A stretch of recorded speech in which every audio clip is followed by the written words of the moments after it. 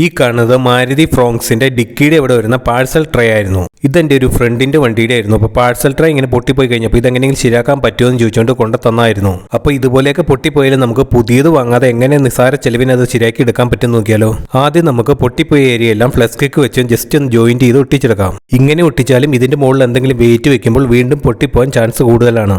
ഇത് നല്ല സ്ട്രോങ് ആയിട്ടിരിക്കാൻ വേണ്ടി ഒരു പഴയ ഫാനിൽ നിന്നും അലുമിനിയത്തിന്റെ ലീഫായിരുന്നു. അതിൽ നിന്ന് കുറച്ച് പീസുകൾ കട്ട് ചെയ്തെടുക്കേണ്ടത്. ഇതുപോലെ കട്ട് ചെയ്തെടുത്തിരിക്കുന്നത് പൊട്ടിപ്പോയ സ്ഥലത്തെല്ലാം വെച്ച് ജോയിന്റ് ചെയ്യാൻ വേണ്ടിയാണ്. നമ്മൾ കട്ട് ചെയ്ത് വെച്ച എല്ലാ പീസുകളുടെയും ഇരുവശങ്ങളും ഡ്രിൽ ചെയ്ത് ഹോൾ ഇടാം. ഇത് ഞാൻ ഇതുപോലെ ഹോൾ ചെയ്യണത് പാഴ്സൽ ട്രേയിലേക്ക് ഞാൻ റിവറ്റ് അടിച്ചാണ് ഫിറ്റ് ചെയ്യുന്നത്. അതുകൊണ്ടാണ് ഞാനിപ്പോൾ ഇതിലേക്ക് 6 പീസുകളാണ് ഫിറ്റ് ചെയ്യുന്നത്. അപ്പോൾ 6 ഇതുപോലെ നമുക്ക് ഹോൾട്ട് എടുക്കാം. എല്ലാ പീസുകളും ഹോൾട്ട് എടുത്തിട്ടുണ്ടെങ്കിൽ പാഴ്സൽ ട്രേയിലേക്ക് ഫിറ്റ് ചെയ്യാം. ഇതുപോലെ ചെയ്തെടുക്കുകയാണെങ്കിൽ പെട്ടെന്ന് പൊട്ടിപ്പോയില്ല, നല്ല സ്ട്രോങ് ആയിട്ടിരുന്നോളും. ഈ പാഴ്സൽ ട്രേയുടെ പൊട്ടിപ്പോയ ഏരിയയിലെല്ലാം നമ്മൾ കട്ട് ചെയ്ത് വെച്ച പീസുകൾ വെച്ച് റിവറ്റ് അടിച്ച് ഫിറ്റ് ചെയ്യാം. അപ്പോൾ ഈ അലുമിനിയത്തിന്റെ പീസ് വെച്ചുകൊണ്ട് പിന്നെ തുരുമ്പ് എടുക്കൂല, പിന്നെ വെയിറ്റും കുറവാണ്. ഇത് ഞാനൊരു വീഡിയോ ആയിട്ട് ചെയ്യാൻ കാരണം എന്ന് ചോദിച്ചാൽ ഇതുപോലെയൊക്കെ പൊട്ടിപ്പോയവർക്ക് സ്വന്തമായിട്ട് എന്തെങ്കിലും ഇങ്ങനെ ചെയ്യാൻ താല്പര്യമുള്ളവർക്ക് ഇത് കണ്ട് ചെയ്യാൻ വേണ്ടിയാണ്. അപ്പോൾ 6 പീസുകളും ഇതുപോലെ ഫിറ്റ് ചെയ്തെടുക്കാം.